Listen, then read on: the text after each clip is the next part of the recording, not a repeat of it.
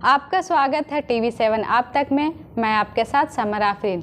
आइए नज़र डालते हैं आज के दिन भर की अहम खबरों पर। डॉक्टर BR अम्बेडकर जयंती के कार्यक्रम में दिल्ली के मुख्यमंत्री अरविंद केजरीवाल ने मनीष सिसोदिया को लेकर बयान दिया और कहा कि जिन लोगों ने मनीष सिसोदिया को जेल भेजा है वो देश के दुश्मन हैं। वो नहीं चाहते हैं कि देश तरक्की करे। इतिहास गवाह है कि जिस व्यक्ति ने समाज के अंदर शिक्षा का प्रचार प्रसार करने की कोशिश की, इतिहास में तानाशाह ने उसी को जेल में डाल दिया। देश के दुश्मन है। जिन लोगों ने मनीष सिसोदिया को जेल भेजा है वो देश के दुश्मन है कि नहीं है? वो देश के दुश्मन है। वो नहीं चाहते कि देश तरक्की करे।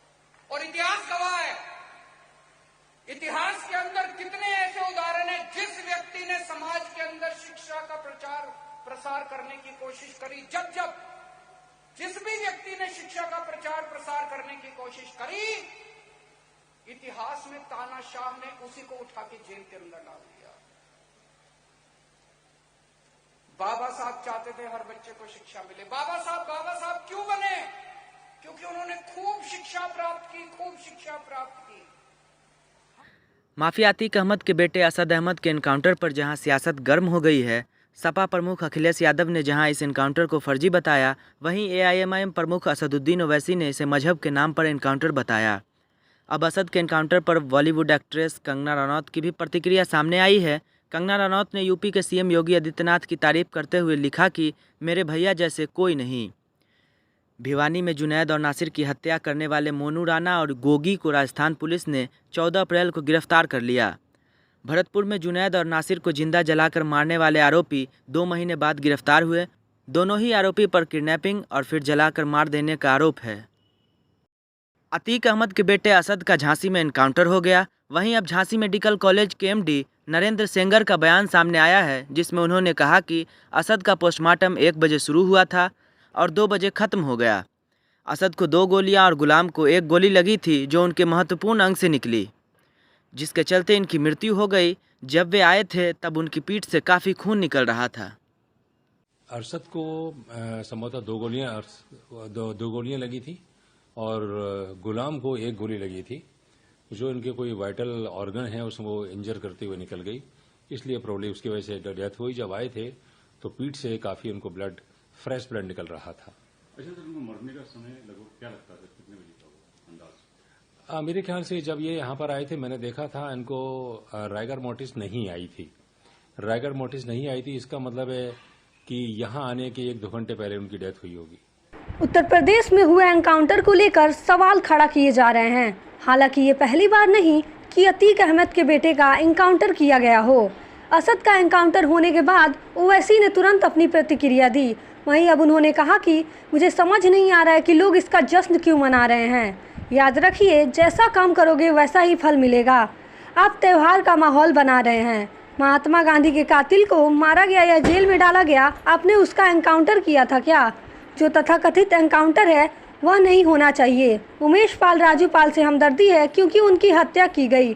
हम हत्या करने वालों का साथ कैसे दे सकते हैं? आप कानून के तहत सजा दिलाएं। हम किसी माफिया या डॉन का समर्थन नहीं कर रहे हैं, लेकिन हम एनकाउंटर के खिलाफ हैं। वहीं आगे उन्होंने जांच पर आरोप लगाते हुए कहा कि आप एनकाउंटर से बता रहे हैं कि आपके पास जांच करने का सही तरीका नहीं है। आप यह बता रहे हैं कि आपके पास पुख्ता सबूत नहीं है। अगर आपके पास यह सब होता तो आप उनको पकड़कर सजा दिलाते। संसद भवन लॉन में डॉक्टर भीमराव अंबेडकर की 133वीं जयंती समारोह का आयोजन किया गया।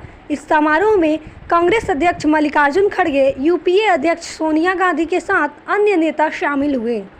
समाजवादी पार्टी की नेता डिम्पल यादव उत्तर प्रदेश सरकार पर निशाना साधा और कहा कि यहां लगातार अपराध बढ़ रहे हैं, यहां कोई व्यवस्था नहीं है, बच्चों के पास शिक्षा नहीं है और सरकार स्वास्थ्य की सेवाएं उपलब्ध नहीं करा पा रही है।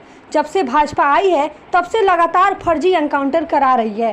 हम देख सकते हैं लगातार यहाँ अपराध बढ़ रहे हैं, लगातार जहाँ महिलाएं असुरक्षित हैं, यहाँ कोई व्यवस्था नहीं है, यहाँ शिक्षा नहीं है बच्चों के पास और स्वास्थ्य की सेवाएं उपलब्ध नहीं करा पाती है। जहाँ लगातार जब से सरकार आई है फेक एनकाउंटर करा रही है। समाजवादी पार्टी ने शुरू से बात कही थी और जो ये एनकाउंटर अब हुआ है इससे बात दबाने चलती है। समाजवादी पार्टी बात कह रही थी कि सरकार लगातार फेक एनकाउंटर उस पर एक तरह का धक्का लगाने का काम करते हैं कि कौन से नेताओं पे किस तरह के अपराध लगे सरकार तो इस तरह की बातें ना करें। और मैं समझती हूँ कोई अपराधी है तो एक व्यवस्था है इसका इस देश में, उन व्यवस्थाओं को अगर नहीं मानेंगे तो हम क्या समाज के सामने एग्जाम्पल सेट करें। बड़ी खबर इस वक्त दिल्ली से आ रही है। मनीष सिसोदिया के बाद अब सीएम अरविंद केजरीवाल को सीबीआई ने शराब पॉलिसी मामले में 16 अप्रैल को पूछताछ के लिए बुलाया। इसी के साथ आप हमें दें इजाज़त, मिलते हैं अगली खबरों के साथ। तब तक के लिए बने रहें TV7 आप तक पर।